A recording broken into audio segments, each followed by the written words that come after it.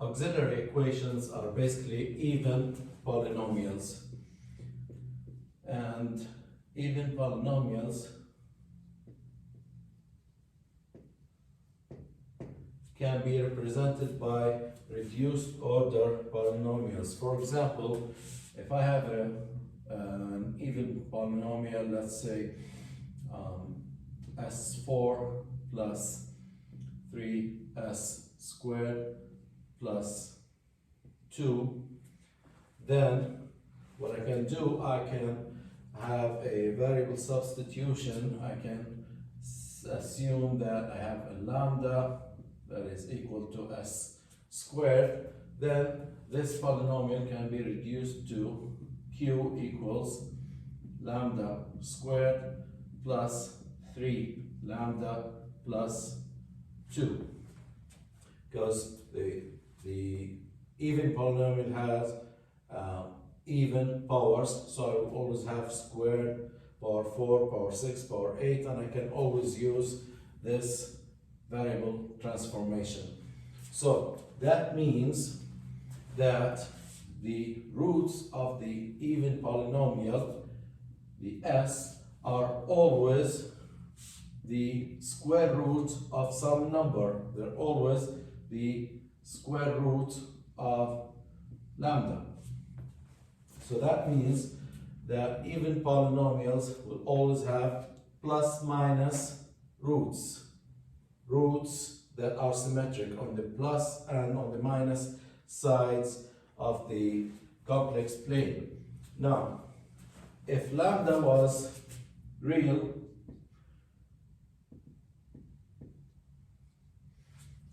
and let's say positive, then that means that s is going to be plus minus some real number, because s is positive real. Now if lambda. Now if lambda is real but negative, then s is going to be the square root of a negative number, and that will be an imaginary number.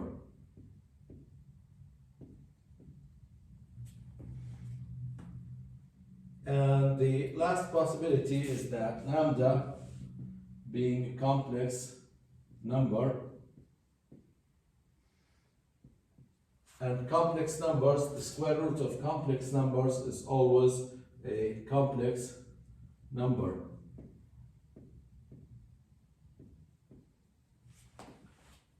So, on the complex plane, the square root of lambda, or the s's, the roots of the even polynomial, can either be plus minus real numbers or plus minus imaginary numbers, or the square root of a complex number.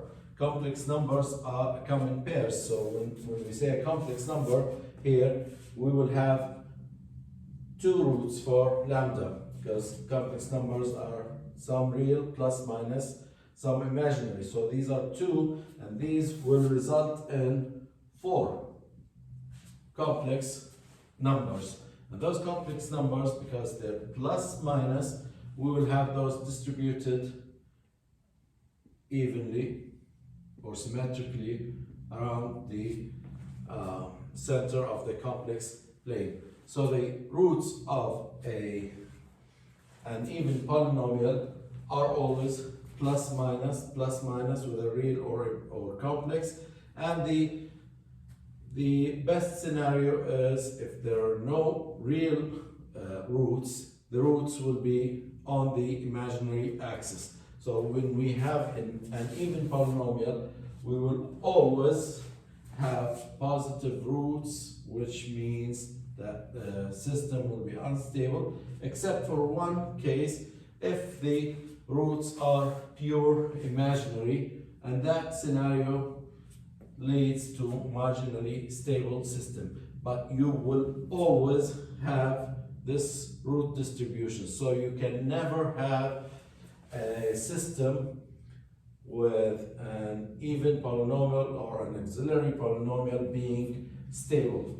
The best scenario is that it will be marginally stable. It can never be stable. So, so that's based on the distribution of the roots of the even polynomial, which is the case when you have an auxiliary polynomial, when you run the Routh-Hurwitz criteria and you get a full row of zeros. So for example, if we have an even polynomial q equals s4 plus, let's say, 3s squared plus 2, then this can be represented as lambda squared plus 3 lambda plus 2, where lambda is s squared. Now, if we solve for lambda here, lambda will have 2 roots. It's a quadratic polynomial. So the roots are going to be -1 and lambda equals -2, which means that s is going to be the square root of -1 and the square root of -2, that is plus minus j and plus minus square root of 2j or j2. And these are pure imaginary roots. Now, if q was s4 plus s squared plus, let's say, minus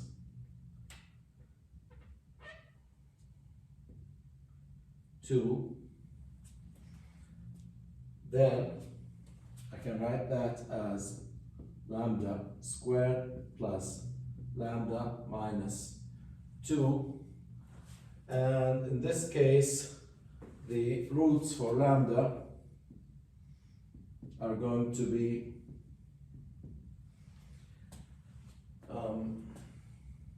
1 and -2, which means that s is going to be plus minus 1, that's the square root of 1, and s equals plus minus j square root of 2. So now I have, because I have a positive, a negative real root, I got an imaginary positive real root, I got 2 real roots plus minus. So if this was a characteristic equation, then this system is definitely unstable because we have a root, positive 1, a positive root.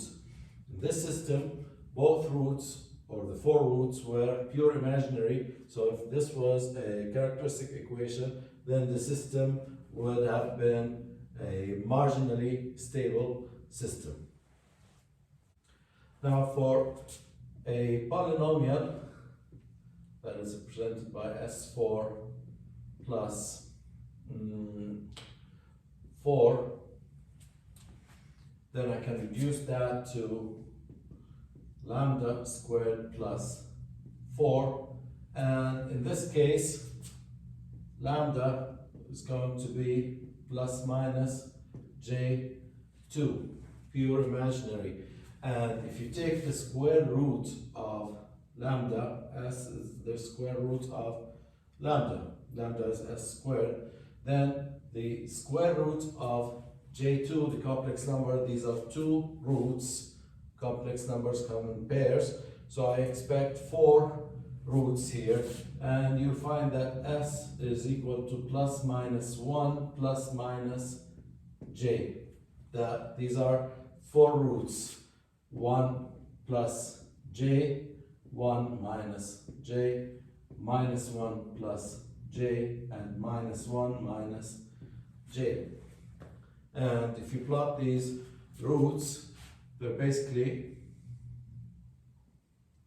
distributed symmetrically on the complex plane at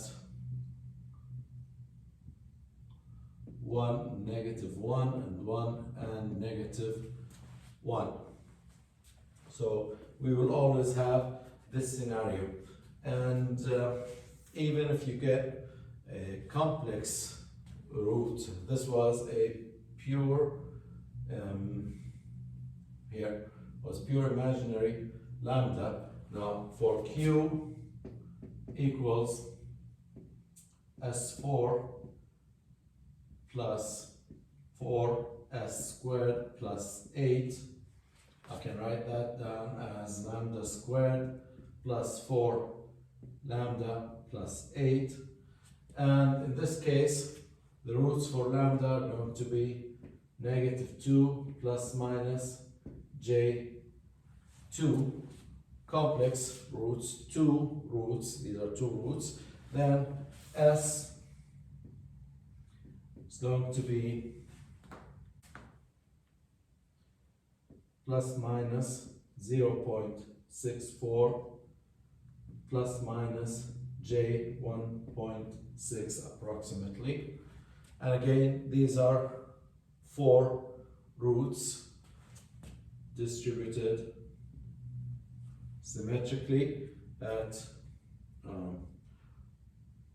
0.6 and -0.6 and 1.6 -1.6. This is 0.6 and -0.6 approximately. Then the roots are going to be distributed symmetrically. This root is going to be right here. So we will have 1, 2, 3, 4 roots, and part of them, half of them are positive, half are negative. So my best scenario is this case right here, when the lambdas are negative real, then I would have just pure imaginary roots at plus minus j and plus minus square root of 2j, and in this case the system will be marginally stable. So you can never have a stable system when you find out that your characteristic equation has an auxiliary polynomial in it.